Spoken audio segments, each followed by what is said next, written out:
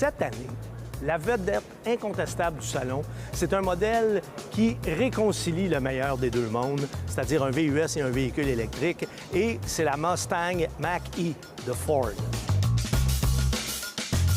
L'autonomie maximale va frôler les 500 km. Pour ce qui est de l'échelle de prix, ça va varier entre 50 000 et 83 000 $. La Mach-E est au centre de la stratégie de Ford qui veut investir 11 milliards de dollars d'ici 2022 dans l'électrification de toute sa gamme de modèles. Cette année, le parcours commence avec la zone électrique, ce qui, en soi, est une affirmation. Il faut savoir que le Québec est le 6e marché mondial pour le véhicule électrique. Seulement au Canada, 50 des voitures électriques qui sont vendues au pays sont vendues au Québec. Le Mitsubishi Outlander PHEV était jusqu'à maintenant le seul des VUS compacts offerts en version hybride rechargeable. Mais depuis cette année, ce n'est plus le cas. Il a un peu perdu son monopole puisque cette année, Ford propose une version hybride rechargeable de son Escape refait de A à Z.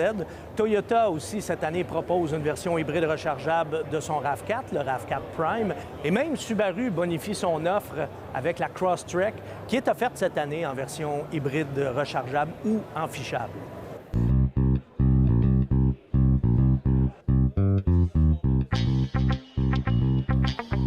Les enfants, n'essayez pas ceci à la maison.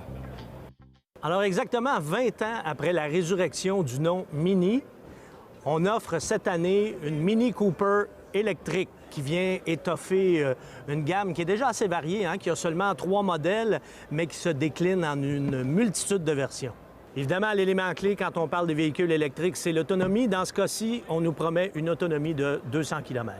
Jusqu'à maintenant, la Model S de Tesla n'avait pas de rival. Bien là, cette époque est révolue parce que c'est Porsche qui vient de riposter en premier avec la Taycan, qui est une voiture très rapide comme la Tesla. On nous promettait une autonomie comparable aussi. Ça, de ce côté-là, il y a une déception.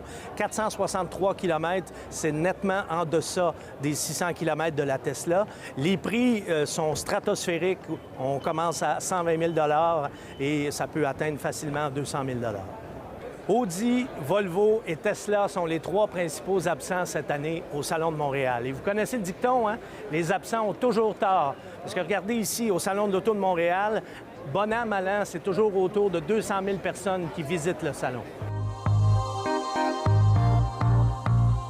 Même la Ford Model T est présente au Salon de l'Auto, ce qui est un juste retour des choses, puisque c'est vraiment la voiture qui a démocratisé l'automobile. Chez les Japonais, comme chez les autres constructeurs, les VUS sont en train de remplacer les voitures. On n'en est pas encore là chez Mazda, mais il y a quand même un nouveau VUS qui s'ajoute cette année, le CX-30, qui vient s'intercaler entre le CX-3 et le CX-5. C'est comme un médium qui aurait rétréci au lavage. D'une année à l'autre, les VUS compacts ont tellement grossi qu'il a fallu créer une nouvelle catégorie, les VUS sous-compacts. Hyundai avait déjà son Kona, bien, on en ajoute un nouveau cette année, un autre VUS sous-compact, sauf que lui n'a que 2 roues motrices, et c'est le Hyundai Venue. Dans l'univers des VUS, le Kia Seltos est un autre nouveau joueur. C'est le jumeau ou le clone, appelez ça comme vous voulez, du Hyundai Kona. Et oui, encore un autre VUS dans la gamme Volkswagen, l'Atlas Cross Sport se situe exactement entre le Tiguan et l'Atlas. Donc, c'est le médium du trio. Il n'y a pas beaucoup de légendes vivantes dans l'automobile, mais ça, c'en est une. La Chevrolet Corvette, qui fête ses 67 ans en grand pour la première fois de son histoire. Elle change d'architecture complètement avec un moteur qui est désormais placé en position centrale arrière. Le but de l'exercice, c'est qu'on veut compétitionner directement avec Porsche et avec Ferrari, et comme toujours avec la Corvette, pour une fraction du prix. Parce qu'à 70 000 $ comme prix de départ, c'est quand même la moitié d'une Porsche et le tiers d'une Ferrari. Alors oui, il reste encore des autos au Salon de l'Auto. Il n'y a pas juste des VUS. Ce que vous voyez à côté de moi, c'est la Sentra. Si vous avez l'impression de voir une Altima qui aurait passé dans la sécheuse, c'est pas loin de la vérité. Elles sont très semblables. La Sentra est un peu plus petite. C'est une compacte. Et d'ailleurs, avec cette voiture, Nissan espère revenir en force dans le segment des compacts pour affronter des modèles très populaires comme la Honda Civic, la Mazda 3 ou encore la Hyundai Elantra. Bon Salon 2020 et bonne route!